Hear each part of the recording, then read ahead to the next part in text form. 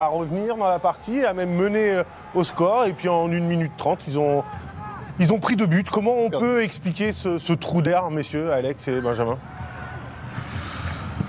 Difficile à expliquer. On va dire désillusion parce qu'on est déçu, parce que quand on est revenu au score et on a marqué, je me suis dit que bon, on va mieux gérer les coups, mais malheureusement, en 2 minutes, on a perdu ce match. Difficile à analyser parce que moi déjà, étant donné Camerounais, de voir un tenant du titre comme le nôtre sortir de cette manière, je pense que c'est difficile. Après, il faut analyser. Moi, j'ai dit il faut analyser déjà la préparation, ce qui s'est passé tout autour de tout ça. Vous savez, le football, c'est les détails. Je n'ai pas besoin de vous dire, vous connaissez le football. Et des fois, un petit détail, 2 petits détails, ça devient des gros détails. Et aujourd'hui, c'est ce qui s'est passé. Après, il faut analyser pour trouver des solutions pour se préparer pour 2021. Parce que là, aujourd'hui, on va dire que nous sommes abattus. On n'a pas de mots, hein, parce que c'est difficile à comprendre cette défaite aujourd'hui. On avait l'impression que le Nigeria était quand même assez faible sur ce match. Le Cameroun a réussi à être encore plus faible du coup. Encore plus faible, non. Moi, je dirais plutôt que on prend le deuxième et le troisième but. Pour moi, c'est pratiquement des erreurs individuelles. Parce que quand on voit, par exemple, ce troisième but, la relance, à ce niveau-là, tu ne dois pas la manquer. Et sur le but du 2-2, c'est un problème de placement. Donc, c'est des erreurs individuelles. Après, c'était deux équipes, pas d'un très grand niveau, mais je crois que le fait d'avoir mené 2-1 nous aurait peut-être permis de mieux nous lâcher en deuxième mi-temps. Mais quand on regarde la deuxième mi-temps, on a peut-être été tétanisé par le résultat, je dirais. Parce que quand vous menez 2-1, en plus, vous pensez tout de suite à garder le score qu'à continuer à jouer, à faire du jeu. Donc voilà, aujourd'hui, ça nous coûte notre place. Comme Alex disait, c'est très difficile à analyser, mais forcément, il y a toujours des enseignements à tirer. Lorsqu'on perd, lorsqu'il y a une défaite pareille, comme il disait, la préparation, il y a tellement de choses autour de l'équipe qui peut-être, il y a des choses qui ne sont pas saines. Il va falloir essayer de voir ce qui n'a pas marché et se préparer pour 2021. C'est tout ce qu'on peut dire aujourd'hui. Hein. Sinon, qu'est-ce qu'on peut dire de plus ? Quand on voit les 4 matchs dans cette compétition grecque du Cameroun, quand on entend Alex et Benjamin parler de cette préparation, on a l'impression que cette issue était logique, inéluctable pour les Lions indomptables. Comment c'était possible de faire mieux finalement avec tout ça autour de cette équipe et ces premières rencontres? On pensait on a eu l'espoir que les Camerounais élèvent un petit peu plus leur niveau de jeu et on s'est aperçu qu'en seconde période, face à des Nigérians qui n'étaient pas flamboyants, mais ils ont été meilleurs sur la seconde période, plus efficaces. Ils ont eu d'autres situations où ils auraient pu marquer encore. Ça prouve que les Camerounais ont manqué de sérénité, de maîtrise. Techniquement, il y a eu beaucoup de déchets aussi, donc c'est difficile de réaliser un bon résultat. Et d'autant plus quand vous menez 2-1, vous n'avez pas le droit, dans ces moments-là, 8e de finale de Coupe d'Afrique, de laisser passer la victoire comme ça. Est-ce que Clarence Seedorf s'est trompé aujourd'hui, Louis? Après un match, on va en dire des choses sur sa compo, sur l'équipe, son style. Après, évidemment, on va trouver... C'est quoi le style de jeu du Cameroun? C'est pas sûr qu'on puisse vraiment...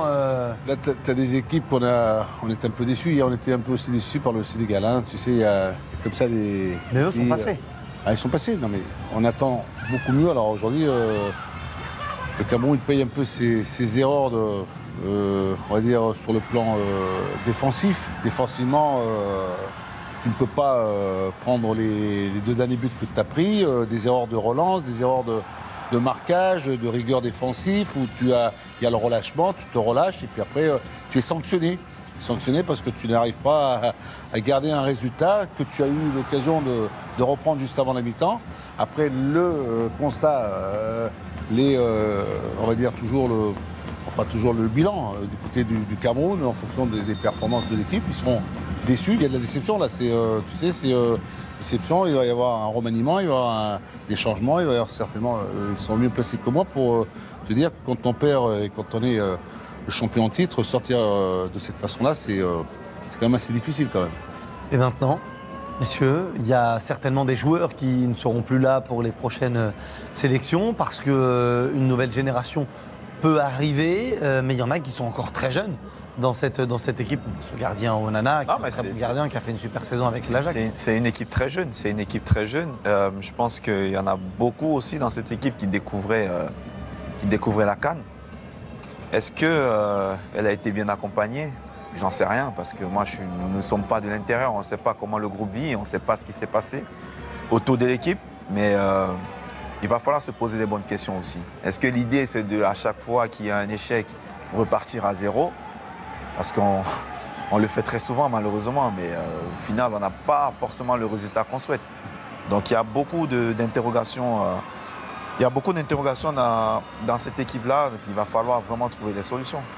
Je vous entends beaucoup parler de savoir comment s'est passée la préparation, comment l'équipe a été accompagnée. Quand on fait venir deux hommes comme Clarence Seedorf et comme Patrick Kluivert, avec l'expérience qu'ils ont, justement, on attend d'eux que tout ça soit réussi. Est-ce qu'il faut changer le staff ? J'en sais rien. Est-ce qu'il faut changer le staff ? J'en sais rien. Quand on fait venir, comme vous avez dit, quand on fait venir Clarence Seedorf et Patrick Kluivert, c'est des gens qui, il ne faut pas l'oublier aussi, ils n'ont pas forcément l'expérience de l'Afrique. Parce que l'Afrique a ses réalités, que forcément, c'est pas pareil ici en Europe ou ailleurs. Donc, est-ce qu'ils ont ils ont pesé un peu le poids d'être sélectionneur d'un pays comme le Cameroun ? Est-ce qu'au niveau des choix, ils ont fait des bons choix ? C'est pour ça que je dis qu'il y a tellement d'interrogations à avoir. Mais les réponses, moi, je ne les ai pas, les réponses. Il va falloir les trouver, les réponses. Et essayer de trouver la meilleure solution possible. Parce que le plus important pour nous, aujourd'hui, c'est de préparer 2021. Bien sûr. Quand tu arrives au Cameroun, c'est Samuel Eto'o qui est quand même assez...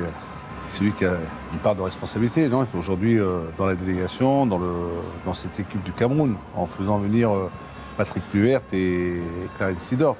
C'est lui qui est l'homme qui réussit à les convaincre. Tu sais, il faut les convaincre pour aller chercher un sélectionneur, pour venir entraîner la... Parce que passer derrière un sélectionneur qui a été champion, toujours compliqué, il faut relancer la machine, il faut retrouver, il faut repartir, il faut sélectionner. Alors tu me posais une question tout à l'heure par rapport à Zambo qui n'était pas sur le terrain ce soir. Moi j'aurais bien aimé le voir sur le terrain. Moi aussi. Et un garçon comme Onyongo, que j'ai eu l'occasion, je ne l'ai pas vu déborder, je ne l'ai pas vu centrer. Tu sais, aujourd'hui on est assez souvent, tu sais, on regarde les équipes jouer, et assez souvent, je te disais dans le Sénégal, ou dans le cœur du jeu. Ce cœur du jeu que certaines équipes ont, où il y a de la qualité. Là, dans le cœur du jeu, ça manque un peu. Tu vois, tu sens que ces équipes-là ont besoin de progresser dans ces secteurs-là. Alex, qu'est-ce qui vous déçoit le plus ? L'élimination ou le style de jeu du Cameroun dans cette compétition ? Je vais dire l'élimination déjà, parce que tenant du titre, on avait le devoir de conserver parce que nous, Camerounais, à la base, nous n'aimons pas aller quelque part, surtout dans un grand tournoi comme la Coupe d'Afrique. L'a remporté en 2017, l'objectif était de rentrer avec en 2019. C'est la grande déception. Après maintenant, dans le jeu, dans le contenu, il ne faut pas se mentir, aujourd'hui on n'a pas produit vraiment de belles choses. C'était difficile.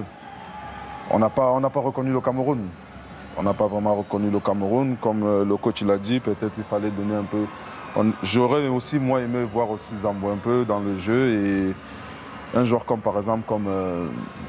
Oyongo qui apporte énormément sur le côté. Aujourd'hui, je me suis dit qu'il n'était pas dans son assiette. On ne lui a pas donné les cartes parce que d'habitude, moi je le connais, c'est quelqu'un qui prend le couloir, comme on dit, il avale le couloir. Tout le temps, il se donne à fond et aujourd'hui, malheureusement, peut-être le classement qu'on l'a donné aujourd'hui ou les consignes ne l'ont pas aidé. Mais c'est un peu ça, c'est tout un ensemble, comme je dis, c'est une déception pour nous tous. Excusez-moi, juste pour revenir à ce que Alex disait.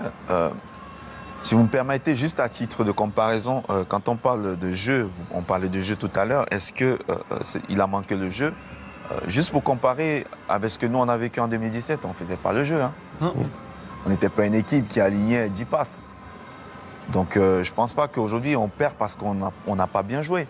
Nous, on ne jouait pas bien, mais on gagnait les matchs. On avait une autre qualité qui était la nôtre et que personne ne pouvait passer au-dessus de tout ça, c'est qu'on était solidaires.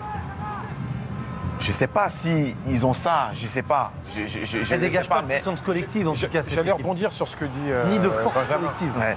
On sent qu'il n'y a pas d'âme. Il n'y a pas cette petite étincelle, cette folie durant la rencontre. C'était un petit peu soporifique. Ils jouent, ils sont disciplinés, mais ça s'arrête là. Un peu chacun dans leur coin. Non, pas trop discipliné quand même. Hein. Ouais, mais Parce que si t'es il discipliné, manque des ingrédients. les erreurs Il que manque tu beaucoup commets là, en d'ingrédients. revenant en deuxième mi-temps, tu les commets pas. Mais Attendez, l'état pourtant, d'esprit. Du relâchement. Pourtant, dans toutes les préparations, et Belabès Boissy avait rencontré Patrick Kluivert, Choupo-Moting et Seedorf pour des entretiens. Il était allé les voir en Espagne. Il ne parlait que de ça. De team building, d'état d'esprit collectif, de famille, Oui, mais- d'équipe. ouais, quand- C'est en tout cas ce sur quoi il a vraiment insisté, le néerlandais.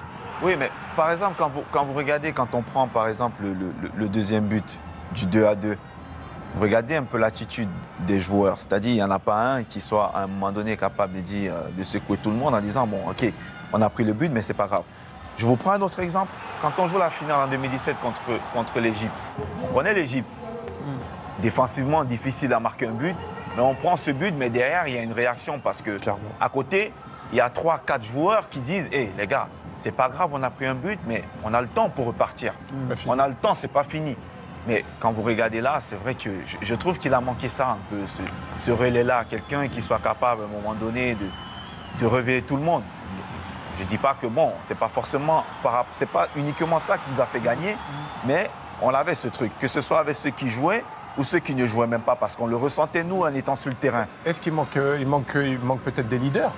On revoit les images de cette finale, justement, avec l'ouverture du score d'El Neni pour les Égyptiens. Ce qui manque de leader du côté du Cameroun. Moi, je pense qu'Oyongo, c'est un leader. Moi, je pense. Après, vous savez, il a dit tout à l'heure, Benji, quelque chose qui est important, parce que moi, en 2017, le Cameroun avait un attaquant, on l'appelait Ndjip També. C'est quelqu'un qui était un bosseur. Il bossait. Il m'a surpris parce qu'on ne trouvait pas quelque chose, on ne trouvait pas des qualités, mais c'était le premier défenseur camerounais. Il travaillait, il courait pour toute l'équipe. Et moi, j'ai vu, avant ce match aujourd'hui, c'est quand je dis Oyongo, il m'a marqué parce que le dernier match que j'ai vu du Cameroun, avant celui-ci, il courait partout. Il était à gauche, à droite. À un moment donné, quand il y a la difficulté, il faut des gars qui peuvent lever le niveau. Et aujourd'hui, malheureusement, comme je dis, il ne peut pas tout faire Oyongo tout seul à un moment donné. Il ne peut pas. À un moment donné, quand ça ne suit pas, le bateau il coule. Aujourd'hui, malheureusement, on n'a pas suivi tous ensemble. C'était difficile. Moi, je le connais personnellement, c'est pour ça que je parle. Je sais que c'est quelqu'un qui il a la voix, il essaie d'encourager. Et je l'ai vu encore aujourd'hui, il a donné le maximum. Mais après, comme je dis, à un moment donné, si ça ne suit pas, C'est tout un ensemble. C'est tout un ensemble. c'est difficile. Pour conclure, un mot quand même sur le Nigeria. Le Nigeria continue sa route, à défaut d'être brillant. Le Nigeria se sort d'un 8e de finale face au tenant du titre qui s'appelle le Cameroun. Et Igalo est l'homme du match. Il était remplaçant lors de la première journée face au Burundi. Il était Pourquoi entré, les il avait remplaçants, il faut qu'ils prennent leur mal en patience, que tôt ou tard, ils peuvent éventuellement... Mais là, on arrive avec le plein de confiance. On a plein de confiance là, mais là ils viennent de sortir le champion en titre. Le Nigeria, on les a eu l'occasion de les voir contre Madagascar, En grande difficulté. en grosse difficulté. C'est-à-dire qu'en voyant le Cameroun aujourd'hui, c'est-à-dire qu'ils sont très atteints du côté du Cameroun parce que pour ne pas relever, en étant menés, en revenant, prenant l'avantage et en se faisant battre, ce Nigeria-là, il a été, c'est quand même assez surprenant. Je pense que le Cameroun est très, très, très malade. Et le Nigeria affrontera le vainqueur de l'autre 8e de finale de la journée. Ça commencera à 21h, on prendra l'antenne à 20h30. Autre 8e de finale entre l'Égypte et l'Afrique du Sud. Vous le savez, on vous le disait tout à l'heure, on vous a montré les images. En Égypte, c'est le feu quand les pharaons jouent. Le stade est enfin plein. Regardez cette ambiance. On est en direct du côté du Caire. Le match va commencer dans 53 minutes maintenant. Oui. Ils jouent en rouge comme Madagascar, non, c'est ça? Oui, exactement. Il ressemble à Madagascar. Regardez, c'était il y a une demi-heure, 45 minutes, l'arrivée des Égyptiens avec Mohamed Salah. Présentation de cette rencontre à partir de 20h30. On va faire une longue pause. Vous allez pouvoir Bien manger. tranquillement, aller manger. Vous aussi, Louise, Ouais, moi, reprendre des forces pour être en forme. Non, vous nous quittez. Vous serez là demain. Je serai là pour. Moi, Pour votre équipe, votre Madagascar. Non, demain, il y a aussi une autre équipe que j'aime bien. J'aime bien l'Algérie. Votre Guinée. Non, j'aime bien Votre la Guinée, l'Algérie, Ils Madagascar. affrontent Saint-Etienne. Ils sont là. Guinée contre Saint-Etienne demain. On va prendre les matchs les uns après les autres. On va d'abord faire Égypte, Afrique du Sud. C'est-à-dire que Madagascar et. On joue le Vedrido, c'est ça? C'est ça, vous jouez en Vedrido. Madagascar, RDC en Vedrido, de Guinée contre Saint-Etienne. Oui. Ce sera les deux affiches. En attendant, nous, on va se concentrer sur Égypte, Afrique du Sud.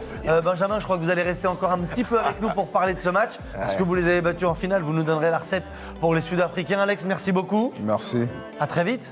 Merci. Sur les terrains, venez quand vous voulez sur le plateau. C'est gentil. Greg, vous restez là. Oui, volontiers. Vous êtes titulaire. Louis, on fait turnover. Restez bien avec nous. Rendez-vous à 20h30. À tout à l'heure. Arrête de rigoler. Vibrez au rythme de la CAN Total. Total, partenaire du football africain.